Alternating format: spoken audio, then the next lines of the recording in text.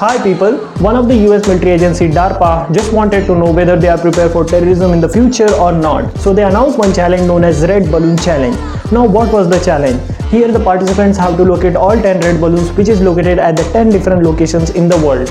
Now there was no age restrictions, no education qualification, anyone can participate from anywhere in the world.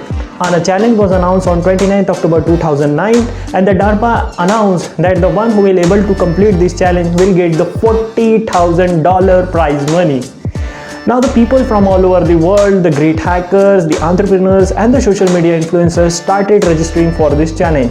And one of the tech company announced that they are going to take the satellite imagery photography to locate the locations of the 10 red balloons.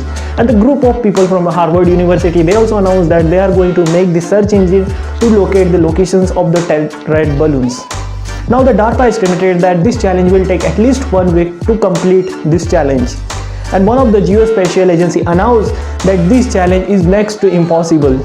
But you know what guys, DARPA had a winner and the winner completed this challenge in 8 hours 52 minutes and 41 seconds.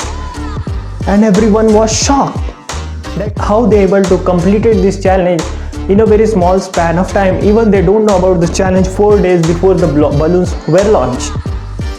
Now it was like they made one website and announced publicly that hey, if you came to know about the location of the red balloon, just jump on the board, register our website and let us know the coordinates of that red balloons. You will get the $2,000 as a reward prize money. Not just only that, the one who invited you will get $1,000 prize money and the one who invited your inviter will get the $500 prize money and so on and so forth. So it was a win-win situation for everybody. And that's why with the help of 4,665 people, the MITians have completed this challenge in 8 hours. While the other participants' model was win-lose model. It was like if I came to know about the location of the red balloon, I will not call you and tell you that hey, here is the coordinates of the red balloons, because if I tell you then I will lose the money.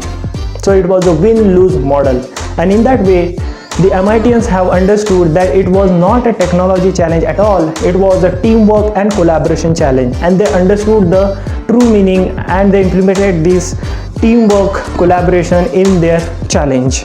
And that's why it summarizes, talent might win you game, but the teamwork and intelligence will win you championships. I hope guys you like this story and you will implement this lesson into your life. Thank you.